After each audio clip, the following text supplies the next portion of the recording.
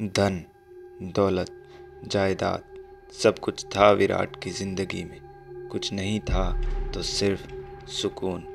गांव में रहने वाला विराट बड़ा ही सीधा था, लेकिन अपने ही घर में उसे रोज़ एक बूढ़ी औरत दिखाई देती थी। वैसे वो औरत विराट को कोई नुकसान नहीं पहुंचाती थी, लेकिन रोज़ उसे अपने घर में अलग अलग जगह देखकर विराट तंग आ चुका था। अपनी इसी परेशानी को दूर करने के लिए अपने दोस्त राजेश के कहने पर विराट एक तांत्रिक के पास गया, जिसने इसका इलाज यही बताया कि शमशान में जाकर एक विधि के अनुसार उस औरत को उसकी भेंट दी जाए। विराट की हामी पर दिन और वार निश्चित कर लिया गया और निश्चित किए गए दिन विराट अपने दोस्त राजेश को लेकर उसी शमशान में रात के ठीक 12 बजे पहुंचा, जहां वो तांत्रिक पहले से मौजूद था। तांत्रिक ने विधि के लिए एक ऐसी जगह चुनी जो शमशान के बिल्कुल बीचों बीच थी। तांत्रिक ने सिंदूर से एक गोल घेरा बनाया और घेरे के बाहर हर तरफ 13 दिए जलाए। बीचों बीच एक नारंगी साड़ी रखी और साड़ी के ऊपर एक सिंदूर की टिबिया। तांत्रिक ने राजेश और विराट के हाथ में एक एक नींबू दिया और उनसे खास कहा कि किसी भी हालत में नींबू को हाथ से छोड़ना नहीं है। राजेश और विराट हाथ में नींबू लेकर तांत्रिक के सामने बैठे और तांत्रिक ने मंत्र पढ़ना शुरू किया। मंत्र बुदबुदाने के साथ तांत्रिक के गले से एक आवाज़ निकल रही थी। रह रहकर ठंडी हवा राजेश और विराट के आर पार निकल रही थी। तांत्रिक के गले से निकलती उस आवाज़ के साथ हवा भी तेज हो रही थी कि तभी राजेश और विराट ने तांत्रिक के पीछे से मिट्टी में एक आकृति को उभरते हुए देखा। राजेश और विराट का तो खून मानो उनकी रगों में ही जम सा गया, लेकिन तांत्रिक ने उन दोनों की तरफ हाथ से कोई भी हरकत न करने का इशारा किया। विराट और राजेश के सामने वो आकृति पूरी बनी और फिर एकदम से ढह गई। उसके बाद तांत्रिक ने विराट से कहा कि अब तुम्हारे घर में तुम्हें कोई दिखाई नहीं देगा। दोनों नींबू तांत्रिक ने राजेश और विराट से लिए और उन्हें वहां से जाने के लिए कहा। विराट राजेश को उसके घर छोड़कर सीधा अपने घर गया और गौरतलब बात यह हुई कि 2 दिन तक तो विराट को अपने घर में किसी और की मौजूदगी का एहसास तक नहीं हुआ।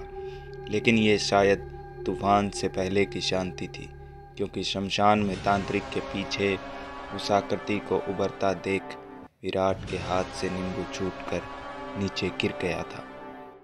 तीसरे दिन विराट शहर से वापस अपने गांव आया।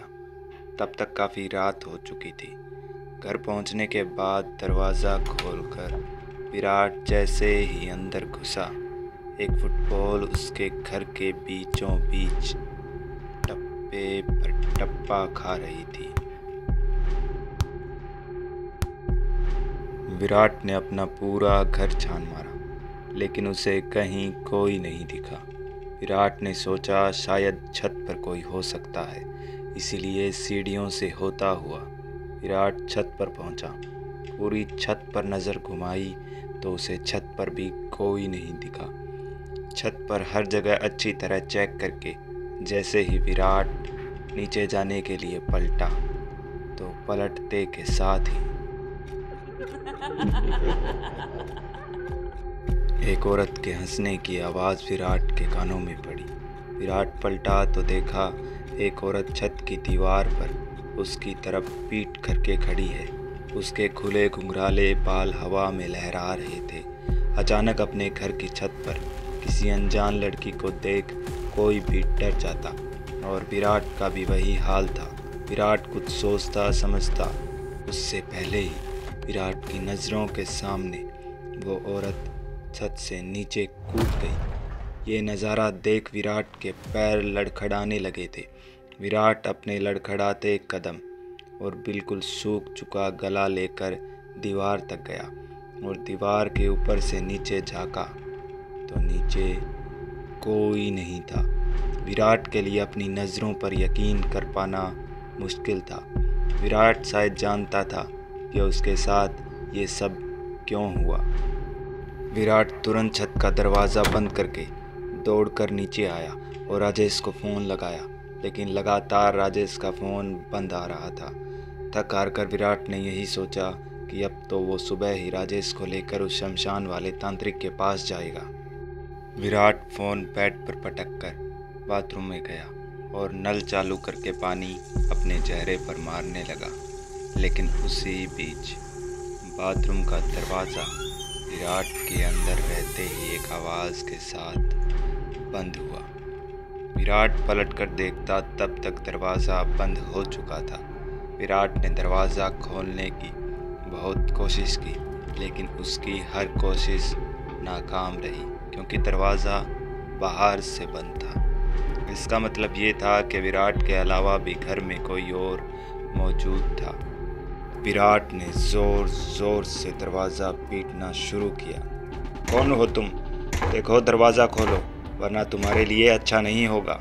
लेकिन बाहर से न तो दरवाज़ा खुला और न ही किसी ने विराट की बात का जवाब दिया।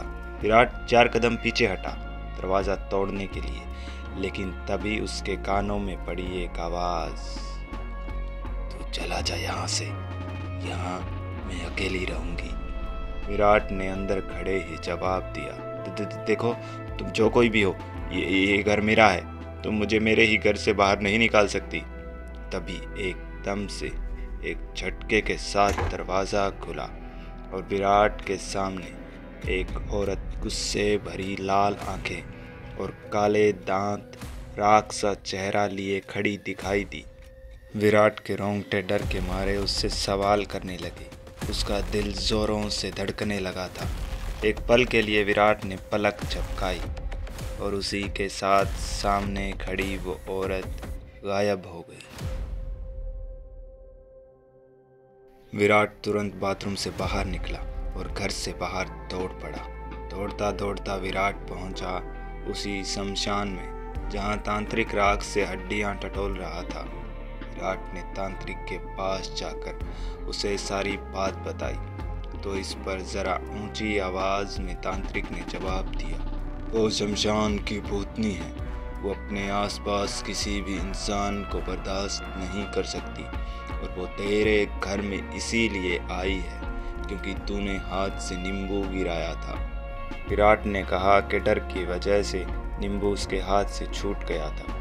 तांत्रिक ने कहा कि वो शमशान की भूतनी बहुत ताकतवर है, मगर उसे कैसे भी करके तुम्हारे घर से बाहर करना होगा और इसके लिए भूतनी से मुकाबला करना पड़ेगा। तांत्रिक विराट के साथ उसके घर पहुंचा। पूरे घर का मुआयना करने के बाद तांत्रिक ने एक सहमी सी आवाज़ में विराट को घर के हर कोने में एक एक दिया लगाने को कहा। विराट ने तुरंत घर के हर कोने में दिया लगाया और तांत्रिक के पास आकर खड़ा हुआ और तभी तांत्रिक ने हाथ में एक नींबू लेकर मंत्र पढ़ना शुरू किया और उसी के साथ घर की लाइट्स बंद चालू होनी शुरू हुई। खिड़की दरवाजे ज़ोर ज़ोर से हवा में लहराने लगे। इन्हीं हलचलों के चलते विराट का कलेजा एक बार फिर से फड़फड़ाने लगा था। तांत्रिक की आंखें बंद थी, लेकिन विराट की आंखों ने साफ साफ उसी औरत को दीवार से निकलते देखा जो विराट को बाथरूम के बाहर दिखी थी। विराट एक नज़र उस औरत को और एक नज़र तांत्रिक की बंद आंखों की ओर देख रहा था। तभी उस औरत ने तांत्रिक की ओर देखते हुए कहा, मारा जाएगा, चला जा यहाँ से, वरना मैं तेरा खून पी जाऊंगी। तांत्रिक ने आंखें खोलकर ऊंची आवाज में मंत्र और उस औरत ने तड़पना एक साथ शुरू किया। ओम ह्रीं क्लीं चामुंडाय नमः। ओम ह्रीं क्लीं चामुंडाय नमः। ओम ह्रीं क्लीं चामुंडाय नमः। ओम ह्रीं क्लीं चामुंडाय नमः। वो शमशान की भूतनी तड़पती रही और तांत्रिक ने आगे बढ़कर उस भूतनी के माथे पर वो नींबू लगाया और उसी के साथ भूतनी जोर जोर से चिल्लाने लगी और उसने तांत्रिक का गला कसकर पकड़ दिया। लेकिन तांत्रिक ने भूतनी के माथे से नींबू नहीं हटाया। उस भूतनी का एक काला धुआं सा बना और खिड़की से बाहर चला गया। गला छूटते ही तांत्रिक का खांसना शुरू हुआ। तांत्रिक के गले पर नाखूनों के निशान छप चुके थे। पानी वानी पीकर तांत्रिक ने विराट को बताया कि जो पहले विराट को घर में बुढ़िया दिखाई देती थी वो विराट की दादी थी, और जब वे लोग शमशान में बैठकर विराट की दादी को मुक्ति दिलाने के लिए विधि कर रहे थे, तब विराट के हाथ से नींबू छूटने के साथ शमशान की भूतनी, जो इसी गांव की एक लड़की थी और स्पेन में रहती थी, उस लड़की ने वापस इसी गांव में आकर खुदकुशी की थी, जो विराट के साथ उसके घर आ चुकी थी।